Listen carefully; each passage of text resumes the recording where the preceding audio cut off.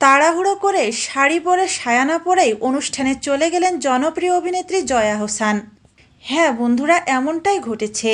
গত রোববার সন্ধ্যায় মুম্বাইয়ে অনুষ্ঠিত হয় ফিল্মফেয়ার অ্যাওয়ার্ডসের পঞ্চম আসর, আর সেখানেই এমন কাণ্ড ঘটালেন এই অভিনেত্রী।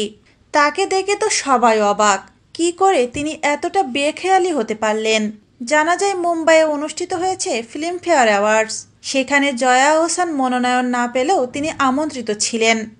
এদিন জামদানি শাড়ি পরে জয়া অনুষ্ঠানে হাজির হন। সম্প্রতি যোগাযোগ মাধ্যমে তিনি এর কয়েকটি ছবিও প্রকাশ করেছেন।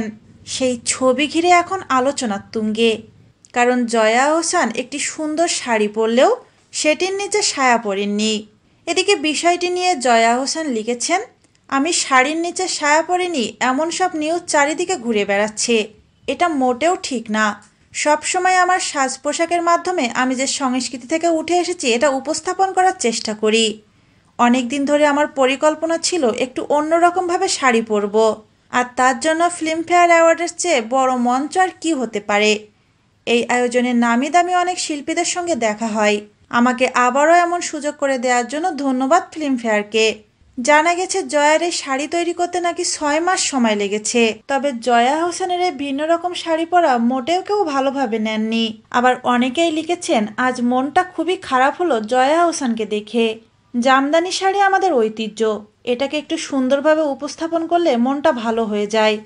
আর জয়া হোসেন কি করলো, এই শাড়িটাকে এমনভাবে একটা লুক দিল যেটা দেখে আমার নিজেরই লজ্জা হচ্ছে।